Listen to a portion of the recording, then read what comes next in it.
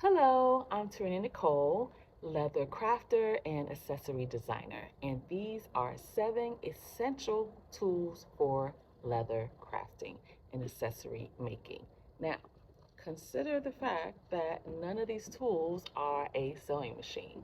All right, you can absolutely make your own leather accessories without a sewing machine, but there are some things that you have to have. All right, number one, leather, right? Leather. And this is not going to be a video about different types of leather, but I will say really briefly that you can get leather the way I usually get my leather from thrifting, right? You can just go to the thrift store and get leather trench coats and leather skirts. Even some people have sent me the leather that they've cut off of leather sofas that they're no longer going to be utilizing in their homes. Before they throw it out, they cut all the leather off and they just box it up and send it to me. All right, so there are lots of ways to get leather. And remember, leather itself is sustainable. Why? Because animals are not killed for their leather. No one slaughters a cow for leather.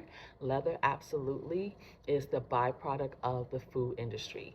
Animals are killed for burgers and ribs, and their skin is what's left over. So it's much better to utilize it than to let it just decay and not be used and stench up the earth. So, leather, all right? To cut leather, leather is pretty thick, right? You can use leather shears. I've had these for, let's see, my daughter's 21. And so I have had these for about 22 years. I got them while I was a fashion design major at FIT, where I graduated. So, no, maybe 23 years. Leather shears, right? You need something nice and strong and sharp to cut through thick leather like butter. But another way to cut through leather, especially when you need really straight lines, is a box cutter. All right? Now, you don't want to try to freehand a box cutter. You want to have a metal ruler and lay that wherever you're cutting a straight line, and your box cutter will lean right against the edge of that metal ruler, and you would just go through the thickness about 3 times, depending on how thick it is. This one needs about 4, rather thick. You can't see from the angle, but nice clean cut. Okay, it's a box cutter, rotary cutter, and leather shears I'm putting in the same category. Okay, so you need something to cut leather. It can be your shears, it can be a box cutter, it can be a rotary cutter. It just depends on your preference. Me personally, I like to use both. Shears for going around curves, and anytime I need a straight line, I'm going to use a blade. Whether it's going to be a box cutter or a rotary blade, just whatever's closest to me. Some people have a preference between the two. I think I probably like the rotary a little bit more. I just find it to just work with my wrist. But some people hate it, find that they can't control it as much, and prefer a box cutter. So anyway, these 3 are in the same category as cutters. You need something to cut your leather with. Next category is hole punchers. All right, and so this hole puncher also is about 23 years old.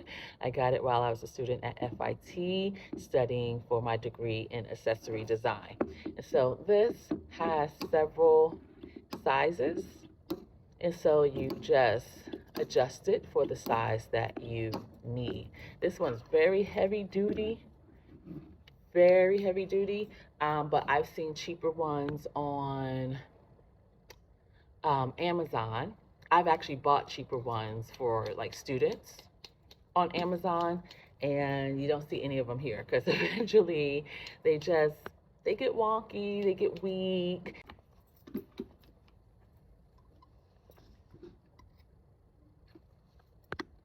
You can even hear it, the little sound, right? And there's your hole, okay? And so you need a hole puncher. Now, there are other types of hole punchers. Here is a set, which also I've had since college. Right, and that's the thing about leather crafting tools. You may find that, oh wow, I have to buy so many tools. It's not that many, honestly. I would say, about 7 or 8, but they'll last you forever if you get the good stuff, okay? And so this gives me a wider range of holes. The first one or two I can get from here, but the bigger ones, right, I can only get from this tool set. And so the way it works is, and these are great for thicker leathers, honestly. I feel like they're a little bit overpowering sometimes for the thin leathers, but you just take this is the sharp part, the perimeter of the hole. So you just take it to where you need it to be, and you use your mallet. And mallet is going to be the very next tool. We'll talk about that in a second. Right? You just bang directly over your leather about 2 or 3 times, and you get your perfect hole. Now, let's talk about mallets. I have 2 styles, wood, which is what I just used, and rubber. I've had the rubber since college, and at some point I couldn't find it. And so I panicked because I use my mallet for lots of reasons, not just punching holes. And so I bought the wood one. And I'm glad that I have both now. This one resurfaced, and I'm glad to have both. And a mallet, I don't think they were more than $10 a piece. Okay, so I feel like when I'm banging on metal, I prefer to have the wood mallet because it's just hard on hard. The rubber mallet, when I am, I'm going to talk about leather glue in a second, but whenever I'm like folding my glue to get folding my leather to get a nice clean edge, and I have glue here and I want to bang it down in place so that it stays nice, clean, and folded, I prefer to do that with rubber because this is so hard that depending on the leather, the softness of the leather, it can leave marks, right? And you don't ever have to worry about marks with rubber. So, and this has a nice weight to it, so it does do the job, without leaving any marks. But when I'm banging hard on hard, nothing gives me that perfect hole that I'm looking for, like banging hard against hard. So I'm glad that I have both. Okay, so next thing you have to have is leather glue. Now, I have always since college been a big fan of barge glue, but funny story. Barge says it right on the can, so I'm not telling you something that is, before scandalous or anything. Barge could cause, I should say could, right? Could cause cancer. It says so on the can that it could cause cancer. And so my last year at FIT, I was married and pregnant with my daughter. I have 2 kids. She's 21 now. Shout out Jordan. And so I had 20 credits left to graduate with my degree, and I was very much pregnant. And I always lived in New Jersey and commuted to college in New York. I never lived on campus for FIT. And so anyway, I knew that once I had that baby, I was not going to want to come back the next semester or any future semesters, right? I knew I wanted to get my school done so that I can focus on being a new mom. So the problem was, though, I still needed to take a footwear making course because the degree in accessory design is handbag making and small leather goods, and we make shoes, we make boots, we make footwear. And in doing so, we use barge rubber cement. Super, super strong and just what the industry typically uses for footwear. Excuse me. But I was pregnant, and it says could cause cancer, right? We knew that it would be a problem. And so anyway, I had about 20 credits left. And typically, your school's not going to let you take more than like 15 credits a semester. But I begged. I went to the dean and I pleaded my case. And they allowed me to take all 20 credits in one semester so that I could finish up and graduate right before giving birth, because she was due. She was due in May, and graduation was going to be in May. So the problem only came down to barge. It's like you can't be in a room with barge fumes if you're pregnant. And so they said the only way we will allow you to take those classes while you're pregnant is that you wore a gas mask, and not just, covering your face with a little cloth. No, like the full blown military gas mask with the eyes and the whole getup. That's what I had to do. And so I found it online. Back then, I don't think it was Amazon. We're talking about 2004. So I don't know what website I went to, but I found the real deal gas mask that you would use in a crisis. And I had to wear that every day that I had that class, which I believe was once a week for like 4 hours a week. And as long as, my classmates, they understood. But anytime I had to, I was pregnant, so I had to go to the bathroom all the time. Anytime I had to walk in the hall with it on, it's one of those things that once you got it on, you're going to keep it on. You're not taking it off because it's a lot of work and you need help to get it on, really. And so anytime I walk the hall, stomach out to here, gas mask, and people would just be afraid and want to know what the hell is going on. Um, and so, anyway, I say all that to say that I try to stay away from barge whenever I'm in my classroom right now. I teach fashion design at a performance arts high school. And so around my students, I stay away from barge because even though this classroom has lots of windows, it's just not going to be ventilated enough to not be a problem with the fumes. And so this is what I use here in class. HH 66 vinyl cement, and it is great with leather. So you do need glue that works with leather. And so it has a brush included. And even with this, I would still open the windows and turn on a fan just, for the fumes could make you dizzy. And your leather glue. You don't want it super wet. You want to get all the excess off. And you need to put it on both surfaces that are being glued to each other.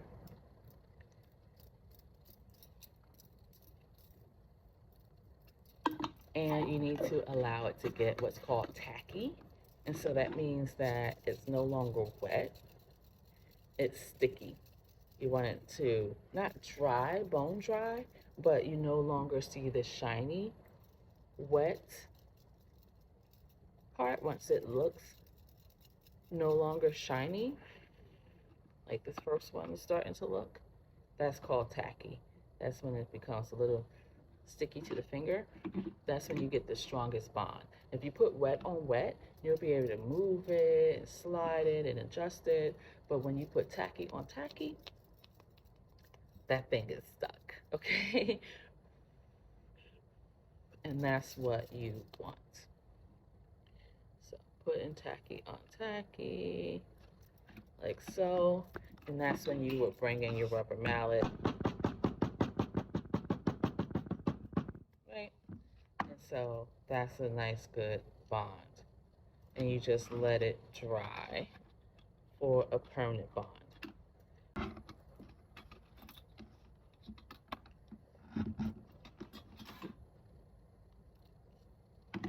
Okay, so now you have double-sided, right? And so suppose I want to make this a key ring or something, I would just now punch my hole, hear that nice click sound,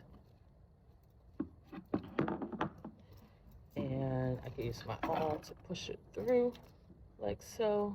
the excess. And so now I have this little shape, double-sided. Okay, and then if I honestly wanted to turn it into a key ring, all I have to do is just put my little ring through it.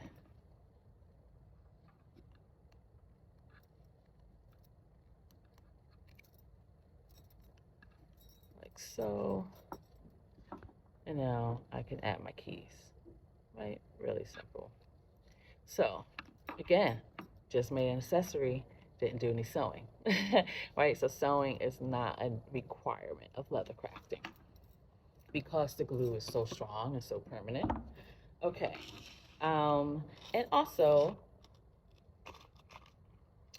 another tool that I wouldn't, if you're going to not do any machine sewing, then you do need, yes, the leather glue, but you always want to have some type of hardware to reinforce that leather connection, right? And so I could use what's called a rivet.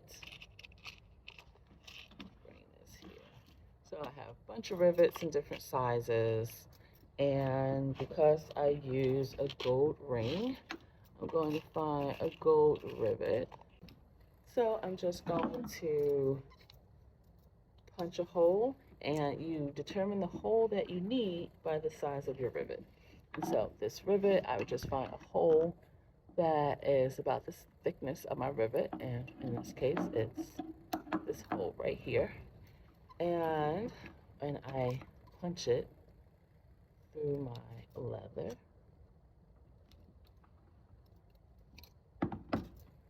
And now just push my rivet through like that. And the rivet has two sides. It has a male and a female. And so this is the female. Take this out to put the male right next to it. Female and male. Okay? And so